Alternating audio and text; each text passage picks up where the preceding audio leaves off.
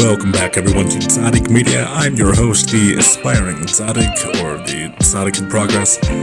And today I want to talk about the Hebrew Nikkudot, or the Nikkudot. That is the vowel pointings. I know for me, when I was first learning Hebrew, these things were so complicated for some reason. I still can't comprehend why these are so difficult for me.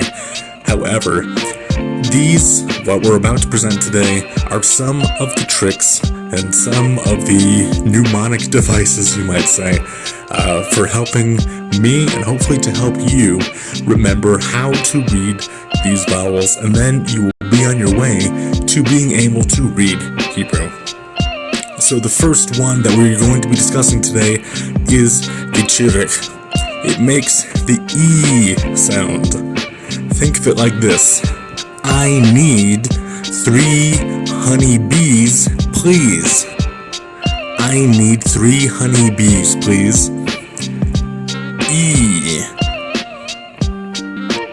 The next one. Can you guess what sound this makes? Well, the theme of this letter, or of this Nikud, is space. Why? Because we're talking about the Tzaddik, which makes the A sound. Think of it like this. Hooray! Today is Space Day. Today is Space Day because we're making the A sound with the Tzaddik. What about this one? The theme is eggs, which kind of sounds like our previous Nikud, but it is a little bit different. Remember that the one before this one, right?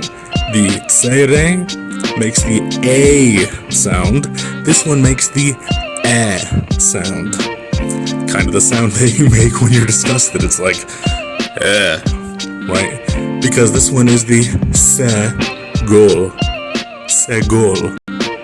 It makes the A sound.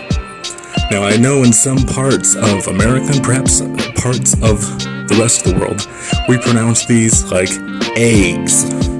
Now, this is not actually how we pronounce that, even though I personally pronounce it like this as well. These are eggs, with an EH sound, eggs. We eventually ended with an egg celebration.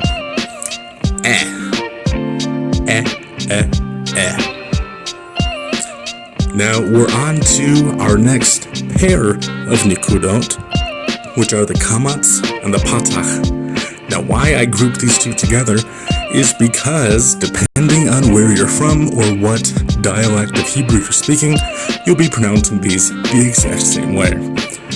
Now in Ashkenazi Hebrew, we pronounce these two vowels differently. Now that little upside down top hat, the kamats, we pronounce as an aw, like an OW or AW, aw. The next vowel is the patach, which looks like a top hat without its top. Well, I guess in this case it's not a top hat, but a bottom hat. So this is pronounced as an ah. The difference is aw and ah. One is a little bit more closed, the other is a little bit more open. Now, if you're Sephardi or you're speaking modern Hebrew, that is the Hebrew spoken in the state of Israel, both of these will be pronounced in the same way, and that is ah, just like the patach. So, to remember these, you can call them little top hats or bottom hats.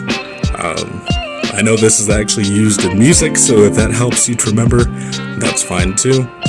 But at least remember that the kamats and the patach are both ah or aw sounds. Think of it like this. Aha! A lot of awesome options. Aha! A lot of awesome options. These are the kamats and the patach.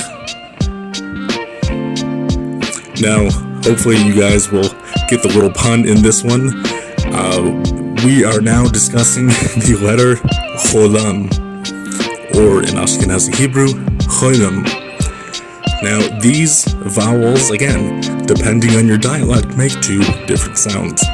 In Ashkenazi Hebrew, this can make the O sound, but it can also make the Oi sound. In Sephardi, or Middle Eastern Hebrew, we'll be using the O sound. Think of it like this. Oh, I hope the Golem store is open. Oh, I hope the Golem store is open. Now, have you guessed why I've included this character for the screen? Because we're talking about Bruno. Right? Oh. Now, for our last one, we're looking at the letter shuruk. Shuruk. Can you guess what sound this makes? It makes the ooh sound. Ooh. Look at the blue soup in the chicken coop. Ooh. Alright guys, I hope that this might have been a little bit entertaining for you, and hopefully you will remember these ridiculous examples, these silly ways of remembering these very important Nikkudot, or in Ashkenazi, Nikkudos. So, I hope that this was helpful. I hope that you remember how to pronounce these vowels now, and do not have as difficult a time as I did when I was first learning. Take care, and until next time.